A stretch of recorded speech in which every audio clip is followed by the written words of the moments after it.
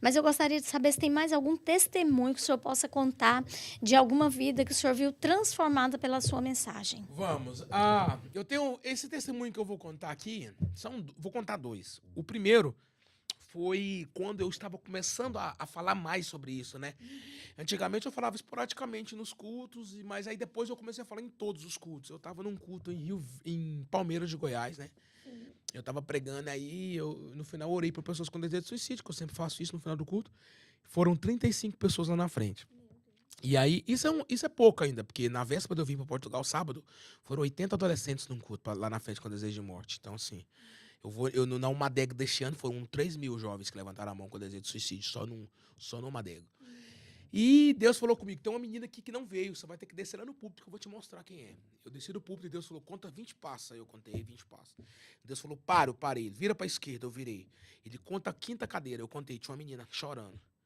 E eu fui lá e peguei na mão dela e levei ela. E ela falou que tinha uma coisa que prendeu os pés dela na igreja. Ela tentou ir, não foi. Aí naquele momento, inclusive eu conto o testemunho dela no meu livro Uma Luz Pra Você. O nome dela é Julie. Ela tinha escrito uma carta. E naquele culto ela disse, na verdade ela tinha escrito uma carta e na hora de ir pro culto ela falou que tava com dor de cabeça. Tipo assim, foi alguma coisa de dor que ela inventou pra mãe dela. Ela disse, mãe, eu não vou no culto. A mãe dela, vai. Você vai no culto. Ela, não. Você vai, nem que eu tenho que te amarrar numa corda e pôr no carro. Aí ela falou, então tá bom, eu vou no culto, mas depois do culto, quando minha mãe for dormir, eu vou me matar. Aí ela até conta no testemunho. Filha de crente. Ela até conta no testemunho. Cheguei lá na igreja, tinha um gordinho todo desengonçado. Eu tava com o cabelo moicano na época. Oh, meu Deus, me perdoa, Jesus. Eu tava com o cabelo moicano na época. E ela falou assim, que cara louco é esse? Veio cá na igreja de Assembleia com um cara com cabelo moicano. E aí ela falou assim que foi o culto da vida dela, porque eu orei, Jesus libertou. Ela rasgou a carta. E aí aquele ali foi, ela tinha sido, não tinha dinheiro para pagar a faculdade. Aí ela se frustrou. E Jesus curou ela, nunca mais ela teve desejo de morte. E outra vez foi no 2021, após a pandemia, em Barra do Garça. Uma menina de 12 anos foi lá na frente com desejo de morte, tinha escrito uma carta. 12 anos.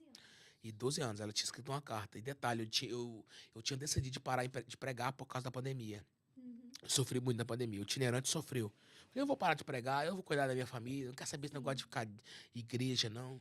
Pastores não cuidou da gente quando a gente mais precisou, então eu quero saber de igreja mais não.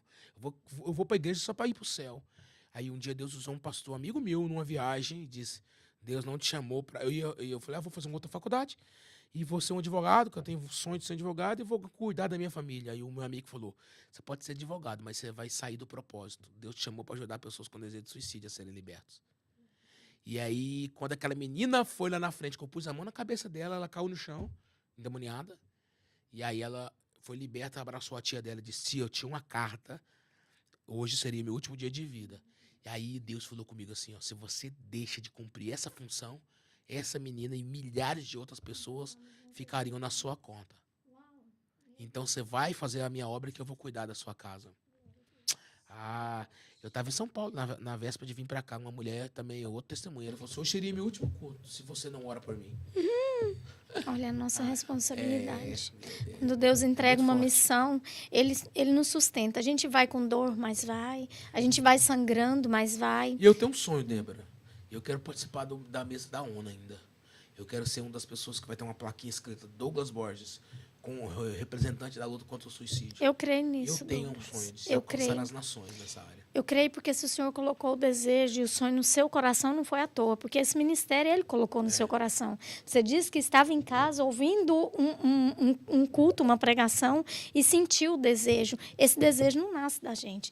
Esse desejo ele nasce primeiro no coração do Senhor. Precisa só de um voluntário. E quando você se colocou, né, como voluntário, pai, se o Senhor acha que eu sou capaz de fazer, usa-me, né? O Senhor só quer um coração voluntário e obediente, que ouça a voz, só alguém disponível. Ouviu a voz, obedeceu. O Senhor não está preocupado com seus diplomas, com a sua pós-graduação, com o seu mestrado. Ele não está preocupado com as suas habilidades. Quando o coração está disponível, ele coloca as habilidades, ele dá as ferramentas, ele dá condição financeira, ele vai abrindo portas, vai abrindo as fronteiras. O Senhor falou que está sempre agora também com as portas dos Estados Unidos abertas. Ele abre as fronteiras e ele leva aonde tem uma alma que precisa daquela mensagem. Eu quero ir no Japão, quando fui, quero ir na Guiana Francesa, e vai, que é um dos países que mais se matam.